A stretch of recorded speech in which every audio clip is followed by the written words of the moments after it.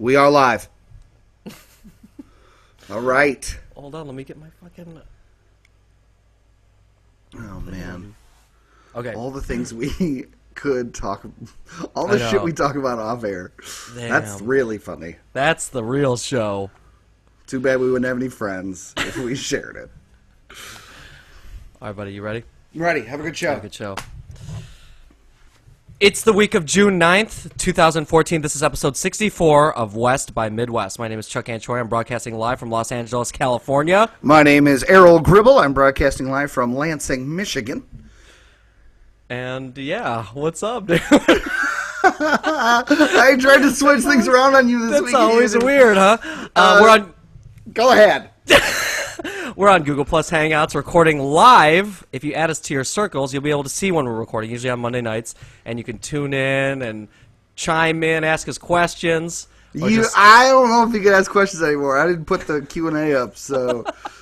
you can watch and listen to us record a horrible podcast. Half of this shit's going to get edited out. So if you want to listen to the better version, which is also has the live feel without all the shit in it, go to iTunes and just search for West X Midwest podcast. That right? Yeah, that's right. You can find it on there as well as our past episodes. Yep. So this podcast. Yeah. Oh yeah. Jesus Christ! Can we just start over? Just start over. Jesus. Start over. All right. Wait. Mark the time. 6:46. All right. Give yourself like 3 seconds of silence so it would be easy to find.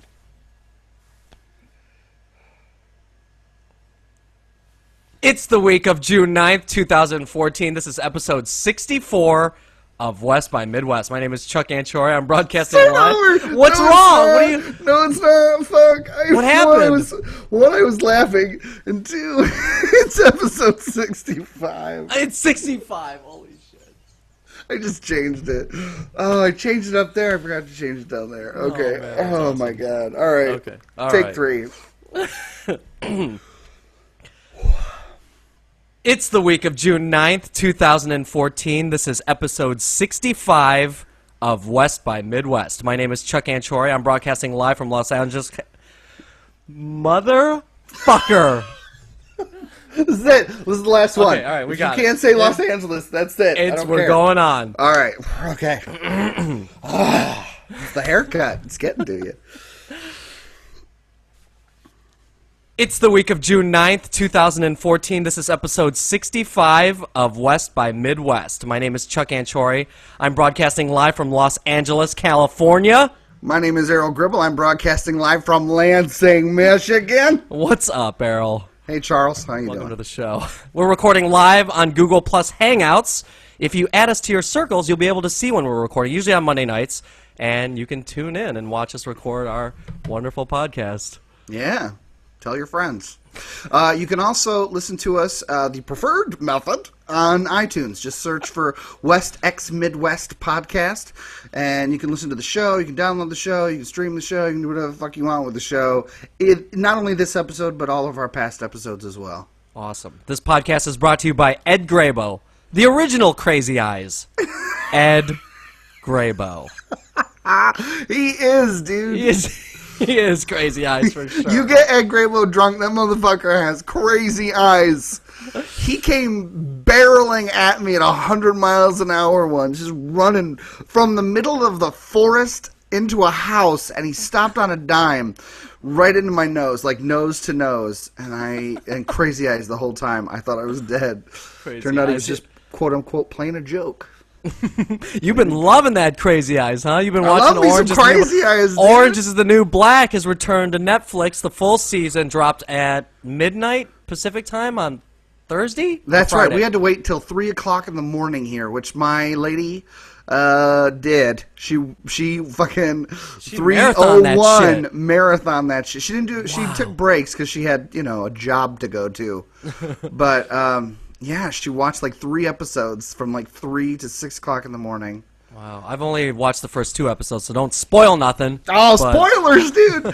Speaking of Orange is the New Black, dude, you got a fucking Orange is the New Black haircut, Charles. What? No, come on, I got a couple look hairs just like Poussey. What? Spoiler alert! She's a character. The black girl, the skinny one, the lesbian. Yeah. The runner or whatever, right? Wasn't she run? Well, yeah, Chuck, you got a lesbian woman haircut. Listen, I didn't walk into fucking Supercuts and go, "Hey, give me the fucking poussey, please." I just shortened it up. No, it looks nice. It looks good. Thank you. Very Hollywood.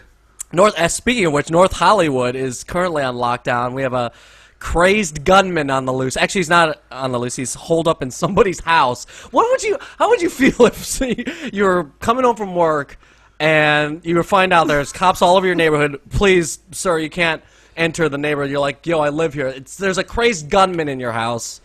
Yeah. Or worse, you find out first. Yeah.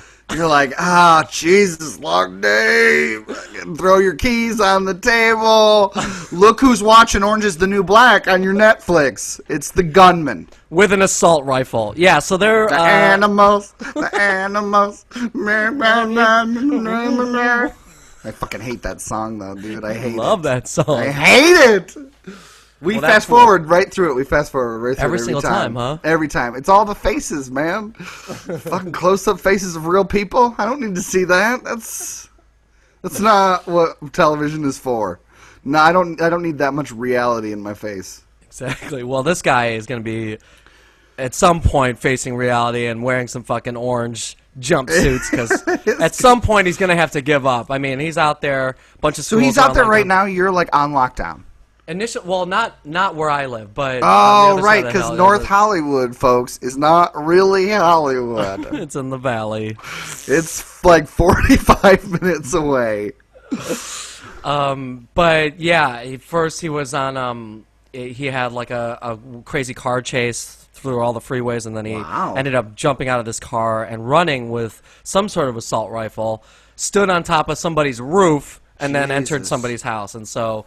I don't know. It's so weird here because you mentioned that there was some sort of like lockdown last night in Michigan. Yeah, we had a quick one. We had one a few weeks ago too. It was like really close, and then last night Lynn gets like a little thing on her phone that was text message: please stay in your homes.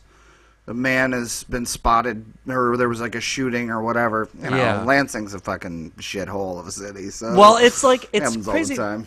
It's ever since OJ, car chases have just been like this huge, like media thing. So like, the network affiliates they will discontinue all original programming and just keep all the keep all the cameras on either a car chase or like for instance this gunman. So like from 10 o'clock this morning till currently now, all the like network affiliates have just been broadcasting the helicopter footage of this guy that's just like in this house. So like we're not for almost 6 hours. Yeah, it's been watching. I haven't seen my Dr. Oz. I haven't seen Dr. Oz. I missed fucking Price is Right. Like what's going on here? I gotta tune in to fucking Orange is the New Black to get some actual programming. Who's the guy that used to be on Oprah? Fucking. Dr. Phil's. Yeah, dude, you missed Dr. Phil. I missed Judge Joe Brown. That's my day off. I want to enjoy my fucking stories. I worked really hard this weekend. It was LA Pride. I mean, not for that, but it was like I was at the restaurant all weekend. That's where you got the haircut. Oh, God. I got to get all tuned up for the weekend. LA Pride. LA Pride. It was crazy. LA. Demi Lovato was the Grand Marshal of the parade, and my restaurant is right on Santa Monica Boulevard, so I get to see the entire. Is she? Is Demi Lovato gay? I don't think she's gay, but I know that. No, she's just a gay icon. Yeah, no, dude. Fez was banging that chick back in the day for sure. Easy, Fez.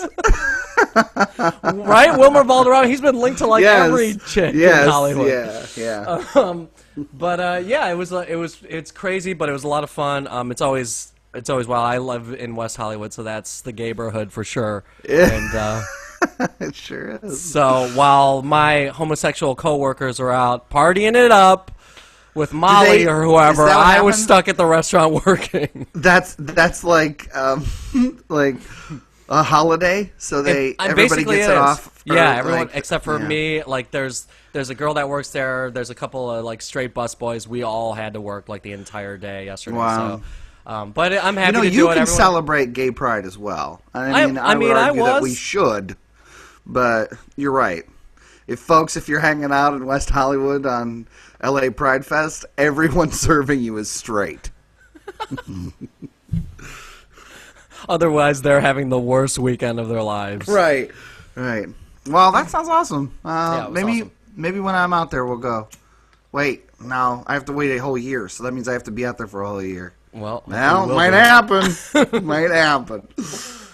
A zoo employee was shot over the weekend with a gorilla trank dart. What? Yeah, it gets crazier, though.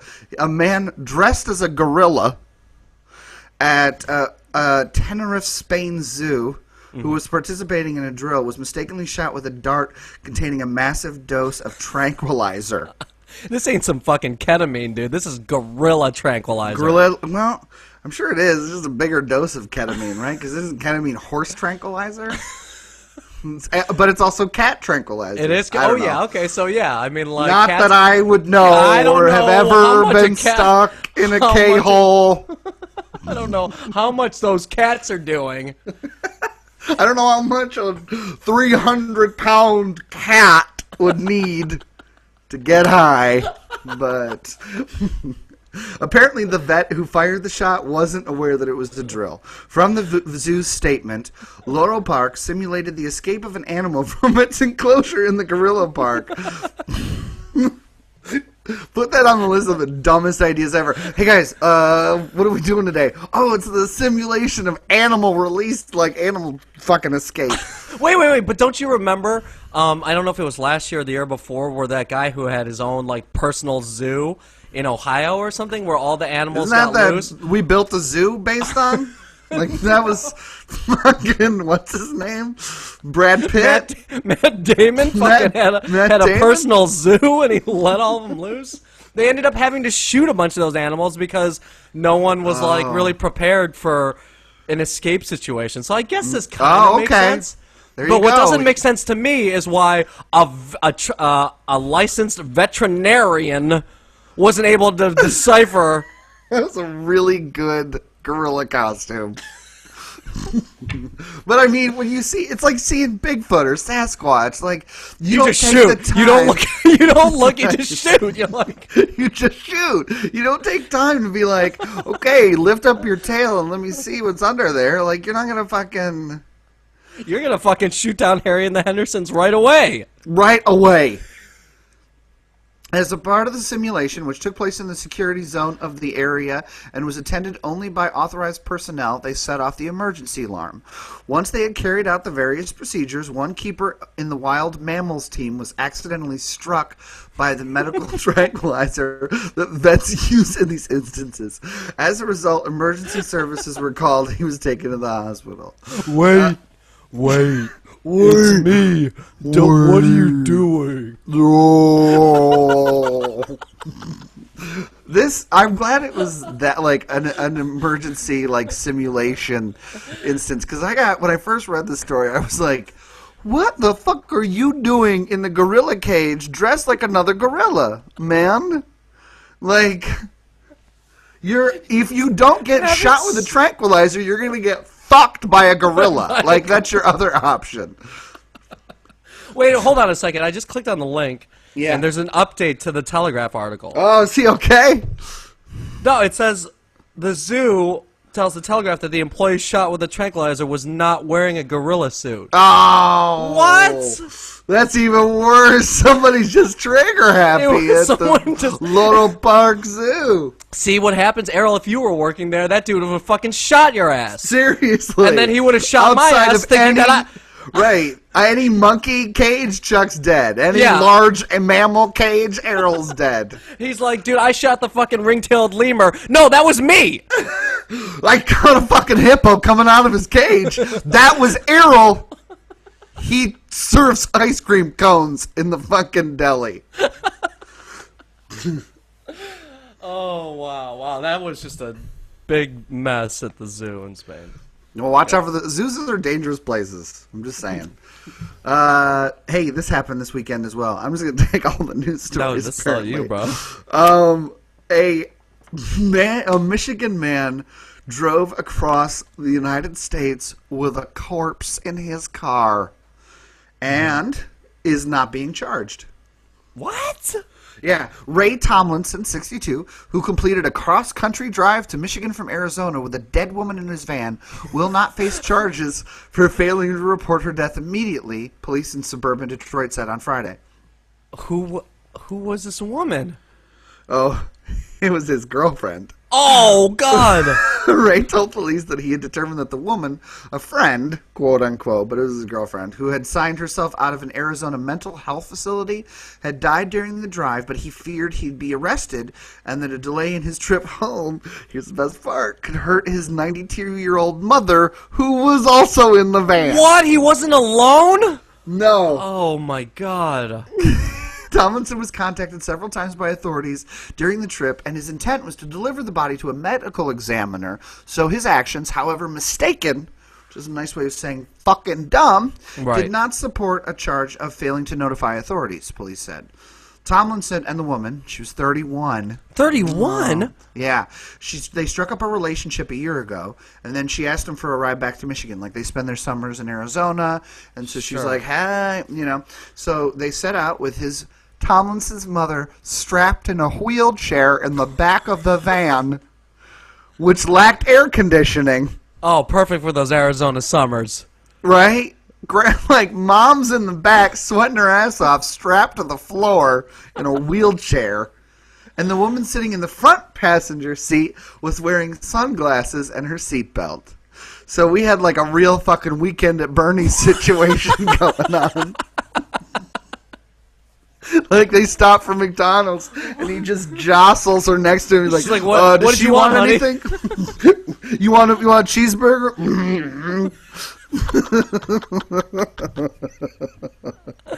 Oh, no, she's not dead. She wants a fucking fruit and yogurt parfait. Don't worry about it. No, don't worry about it. She's fine. She's sleeping.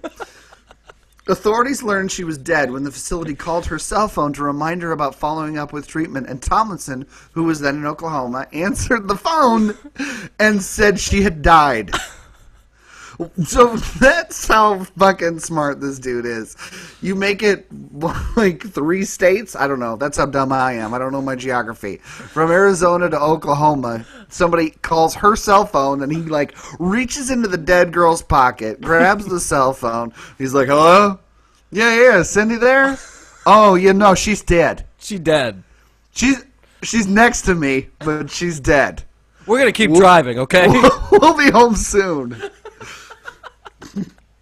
He was told to stop and call 911, but refused then and several more times as he passed through Illinois and Michigan, apparently under the mistaken belief that after an internet search, he had 48 hours to report her death. What? Who wrote that on the internet, that you have 48 hours? Anybody, because it's the fucking internet. We're on the internet. Don't believe anything we say.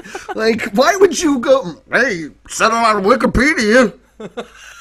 I got 48 hours. She'll be fine. Just put some sunglasses on her and we'll make it home. You're right back there, Mom? Oh, it's hot? Don't worry about it. Don't worry We're about almost it. There. Mom's like, hey, how about I take the air-conditioned seat and the dead girl gets in the back? Oh, Mom, you're such a card.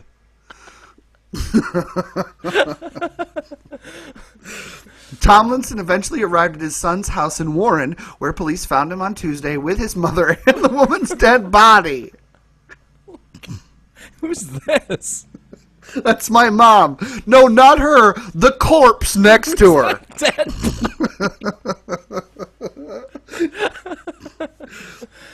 A medical examiner determined there was no foul play in the woman's death, though police do suspect a drug overdose. Oh, God. This is So that's what happened. 31 years old, dating 31 some years 16-year-old young. idiot. He's not 16. He's like an 62. adult. Yes, he's twice her Oh, age. he's like he is an old-ass man. Right.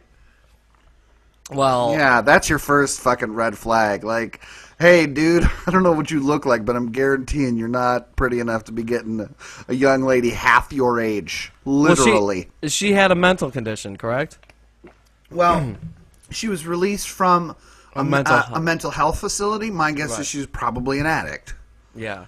And she was like, yo, just get me out of here so I Get can me- get fucking high. get me back Sure, to we're going to Michigan. Michigan? Awesome. Sounds great. First stop, my heroin dealer. Heroinville.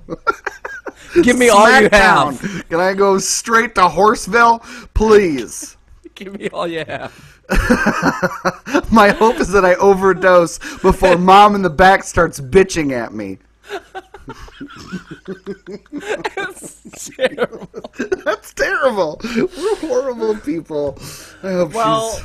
My condolences to the family of the bereaved, deceased family. I don't know. Oh.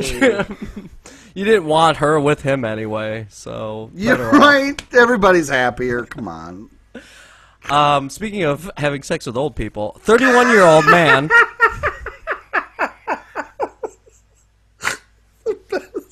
Segue ever.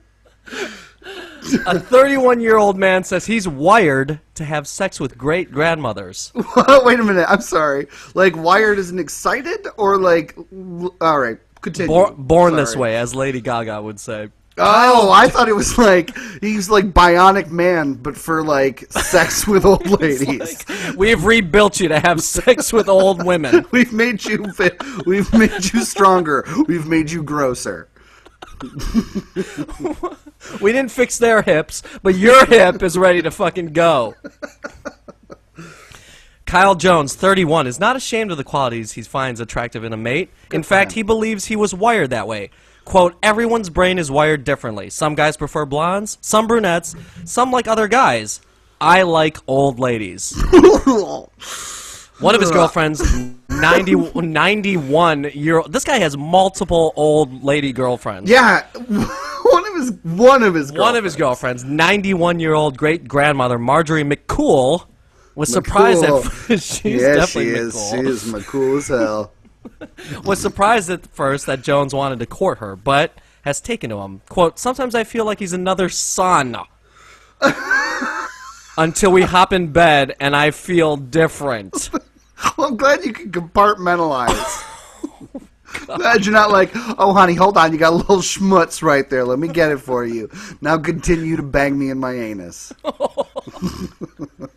Jones, who lives in Pittsburgh, as the Daily Mail delicately puts it, involved with numerous pensioners. Oh, man. He's also dating... I ain't talking about no gold digger. I ain't messing with no bro. He's also dating 68-year-old Anna Remall, who he met on a dating website. When he first contacted me, I did question his motives because I was twice his age, she said. He's very attentive to your needs. He just makes you feel good. Sure. Fucking, you know, he'll change your diaper. He'll get my Metamucil. He'll rub my fucking Vicks into my goiter. Sure. Anything. But McCool would appear to be his main squeeze. Quote, in the beginning I got jealous of his other women, but he keeps coming back to me and he tells me I'm the best. The 91-year-old is the best. Is the best. Yeah, she is. She keeps it up. She also told the Daily Mail that her family Does isn't... she? I thought she fell and she couldn't get up. Stupid. She also told the Daily Mail that her family isn't bothered by their relationship, not even her grandsons, that are older than Jones. Age ain't nothing but a number, man. Don't get down on this. It's cool. As Leah said. Jones's mother, Cecilia Jones Clark, 50, is supportive of her son's relationship. She doesn't think that he's a cougar chaser. Quote, no, because that's not cougars. Those no, that's fucking. What's for the? Yeah, that's like. Yeah, I don't know what an old I don't know the nickname for an old dead cougar. Like, daddy. Sorry. We should cut that. That's terrible. We need to go into like prehistoric animals, like saber-tooth chaser or whatever. Wow. Quote, his mom says, I wasn't really sure that if that's something that he was going to stay with, or if it was going to just be a cougar phase, or some young men go through, she said. However, later when I saw the kind of women he was spending his time with, I knew it wasn't a phase. Like, my fucking son won't listen to me, and won't stop fucking my fucking friends. Won't stop having sex with the old ladies that I deliver like Meals on Wheels to. Right. My best friend that I play pinochle with every week, my son's banging. But it wouldn't even be your best friend. She is 40 years younger than his girlfriend. Right. He doesn't like that shit. He likes the fucking 90-year-olds. He's like, what am I, a fucking cradle robber, Mom? Get out of here.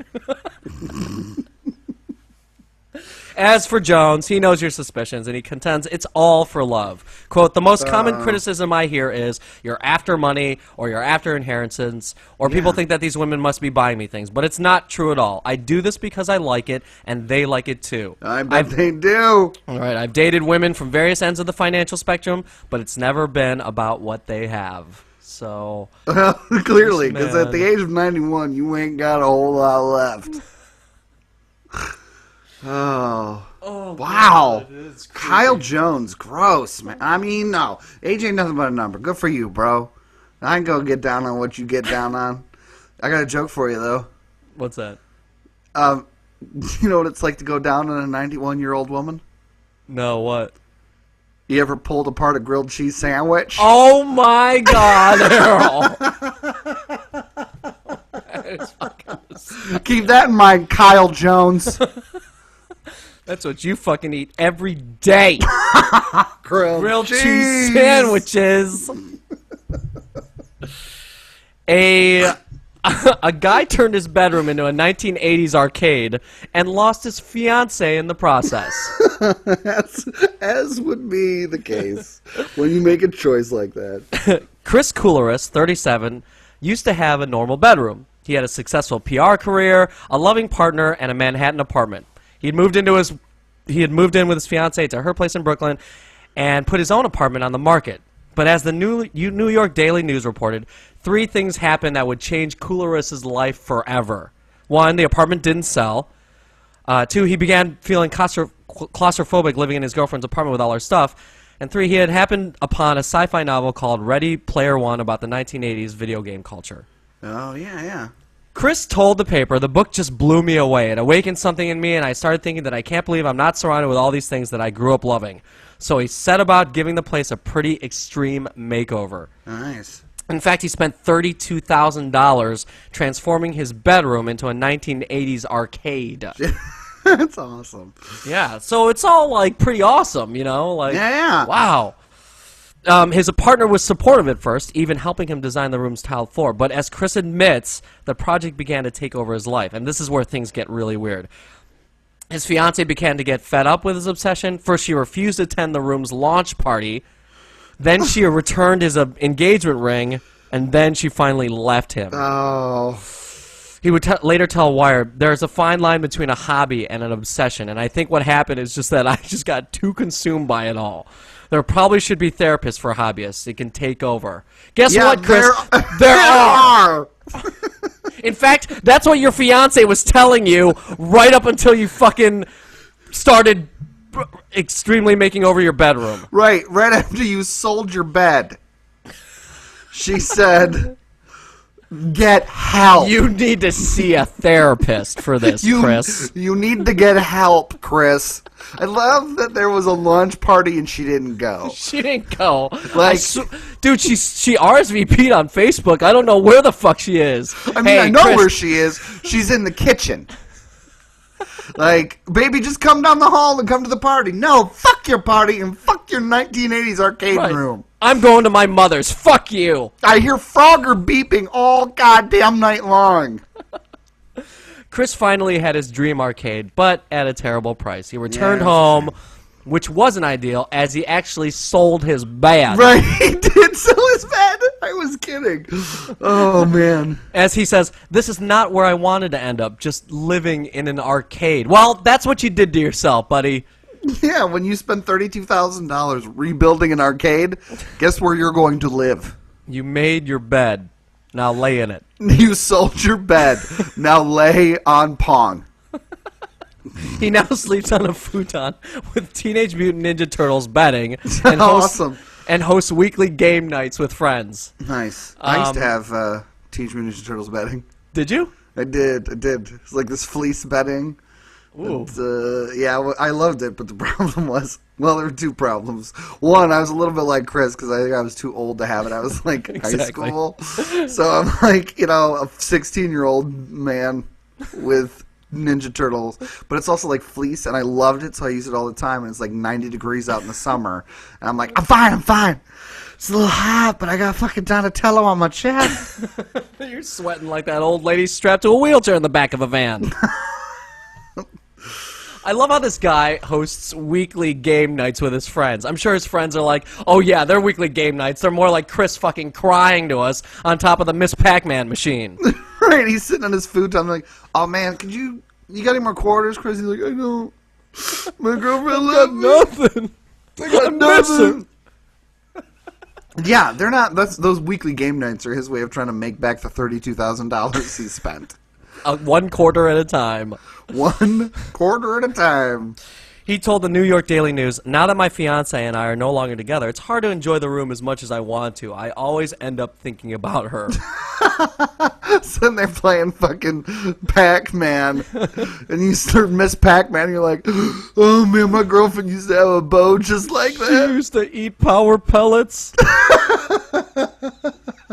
Like, no, she didn't, dude. No, she didn't, dude. She's gone forever. Games that I saw that were in his arcade were Oh yeah, what Punch-Out. games did he have? He had Punch Out, Punch-Out, nice. Donkey Kong, right. Tron, Ms. Pac-Man, Street Fighter 2. Oh wow, so he like Street Fighter 2, straight up like late Yeah. 80s, early 90s, yeah. Yeah, he had some pretty good games in there, but he also had a pretty good fiance. Did he? You know what? She should have supported him more. God damn it. Right. You knew he was a nerd going into this. I think that's the thing. This doesn't surprise either one. Like, it doesn't surprise me, and it shouldn't surprise you, because we're two fucking grown-ass boys. Like, we are two Man-child. fucking men-children. Tron, man, I want to call up Chris and be like, yo, dude, can I play Tron, man? Can I come over? I know you Right. ain't got no friends. I know your fiance left you. I'll pay for the fucking game. Play some fucking Tron. Man, I don't want to do that. Kick that guy's ass in Street Fighter any day. Any day. E-Honda that motherfucker all day long. Fucking yoga fire in your ass, fool. Thousands of naked bicyclists staged a festive Portland protest ride this weekend. Ooh, naked, huh? Naked bike riding. Thousands of bicyclists, many of them stark naked, poured into the streets of Portland, Oregon on Saturday night for the 11th annual World Naked Bike Ride, a protest that promotes bike riding as an alternative to driving cars. So where was the protest? On the streets. They showed up in Normandale like- Park an hour before the ride. They got all naked. They shed their garments according to the ride theme, quote, as bare as you dare. Ooh. And then they fucking do it. They ride around the city. Just offending everybody. with Just being their gross as disgusting fuck. bodies. In fact, Jennifer Young, 40 years old, she was at the ride with her 16-year-old son. What? Oh, weird. Yeah, how awkward is that? Like, either someone from Child Services should intervene, or the 16-year-old son was like, yeah, no, Mom, totally, I'll go. I'll meet you there. And then, like, Mom, he shows stop. up. He shows up, and he's like, Mom, it's cool. I'm going to go in the back of the fucking ride, okay? I'm going to be, like, the last person looking at all the naked women around me that's not my mother. But she said she was painted blue head to toe with fairy wings on her back, and she saw the goal as showing cyclists' vulnerability, saying, I think it's a little more evident when we're naked. She's like, son, come on over here. Will you paint me from head to toe? I can't reach the small of my back to finish my wings. Could you... Do you mind? Do you mind finish, Mom? Mom, stop. Stop, Mom. Trying to get the fairy's eyes right, honey. I'm using my nipples. Could you make sure that they're correct? Just make sure that those are covered. Mom. God. Naked. Neighbors looked on as the marching band played and dancers kicked off at the start. Later, a naked punk band jammed from the sidelines as bikers rolled past. Sweet. Fred Tebow, 90. It's like an old people episode today. I'm going to die young because I'm a horrible person. Wasn't sure what to think of the hordes of naked people in the park across the street from the house that he has lived in since 1971. He said, quote, "It's entertaining and stupid at the same time," as he sat on his steps. But a few minutes later, he let a young woman and a man clad in their underwear use his bathroom. They weren't using your bathroom, my friend. They were using it, but not to use it. They were sitting on something.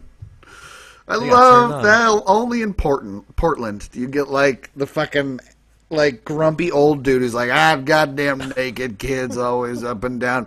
Yes, of course you can use my bathroom. Come on in. Yeah. It was a sense of community. I mean, there is a real sense of community, I feel, in Portland, and people are a lot, they're... I fucking love that. I've never been. Everything I know about Portland is from that fucking TV show. Exactly. But some people are weird. Yeah, but based on that, I'd love to live in Portland. Yeah. We have a naked the Naked Mile at University of Michigan. They still do that? Yeah, man. I mean, as far as I know, it's tradition for the graduates to run naked through campus on their last day of classes or whatever, last night of classes. I know for a while they cracked down on it because they were like, okay, take it easy. People are touching other people, and some people are getting assaulted, and this is terrible. This was the worst idea ever. But, I think it still goes on. It's tradition. But much like the Portland protest ride, nobody, or almost no one, is, like, fully naked. Oh, okay. Because it's like, I'd rather witness the Naked Mile at the University of Michigan than a naked bike ride with a bunch of 40, 50-year-old... I mean, I'm not saying that I have the best body, all right? Well, that's the other thing. Both of them, I think, are full of people of all age ranges, because Ann Arbor's a pretty liberal town. There ain't no 50-year-old running the Naked Mile on the last day of classes. You need to look at some of those pictures, my friend. The instructors? Right. Professor Johnson had his out, if you know what I'm saying. But I would rather run the Naked Mile than ride the naked fucking protest ride. Because you know what a bad idea is? Riding a bike naked. You know what I don't want? My testicles being pushed up against a bike seat. Or falling on that bar and everyone seeing it. Right? It's like trying to tuck it to either side, or worse, the seat disappearing between my cheeks. Because that's a real possibility. Oh, God. What a horrible, horrible idea. But there are pictures. If you go online, folks, you can see the blue fairy and her 16-year-old son. Disapprovingly looking on. Trying not to vomit. Who's doing this last story? You? No, that's all you, man. Oh, okay, all right. Utah research has found that the human face evolved to take a punch. What? Bullshit. West by Midwest Science Corner. The human face... It's Science Monday on West by Midwest. The human face evolved to withstand being hit by a fist, two University of Utah researchers contend, expanding on their controversial theory that human hands evolved to punch. What? This is some fucked up shit. A protruding jaw, a thick brow ridge above the eyes, robust bones around the nose and upper jaw, and large molars and premolars are defining characteristics of early human ancestors examined by David Carrier and Michael Morgan for a study published Monday in the Journal of Biological Reviews. Carrier, a biologist, and Morgan, a physician, linked the sturdy bone structures of these hominins to a violent human history, challenging the prevailing theory that the bone structure evolved to help crush a diet of nuts and seeds. Okay. That's what we originally thought. Right. We always thought it was so we could eat nuts and seeds better because then we could eat more. How the We hell wouldn't have else to am I worry going to about bite into a chasing shit coconut? down. Right. How the fuck else am I going to get my flax seed? Turns out, quote, turns out when humans fight, the primary target is the face, Carrier said. It's what people strike at. The vast majority of the injuries that occur in fractures from interpersonal violence are localized in the face. Well, that's where all my anger is generated when I'm pissed at somebody. Yes. Right. Because that's where the stupid is coming from. Their face. Their stupid face. Right, but I'll, like, I'm kind of a shorter fellow. Sometimes the face isn't accessible for me, so Oh, come I'll on. punch you in and I the are nuts. I will You punch just you like- straight in the nuts. It has nothing to do with height. You just like punching a man's testicles. I will fight dirty, dude. I will kick you in the nuts and run away as fast as I can. Quote, turns out when humans fight, it's what people strike at. The vast majority of the injuries that occur in, I already read that. Okay, sorry. Quote, the teeth were very big, Carrier said. The mandible and the bones of the upper jaw became more stout, more robust. They're thicker, they're bigger. The jaw muscles would have absorbed some of the energy of a punch and reduced the risk of fracturing or dislocating the upper and lower jaws, their studies said. The activation of the jaw and neck muscle stiffens the connection between the head and the body, decreases acceleration of the brain upon impact, and therefore reduces the risk of concussion, the study said. So, Morgan said that it makes sense to develop structural traits to protect against the most valuable human asset, the brain, obviously. Right. And the skeletal structure of the face was too large to develop for diet alone, they contend.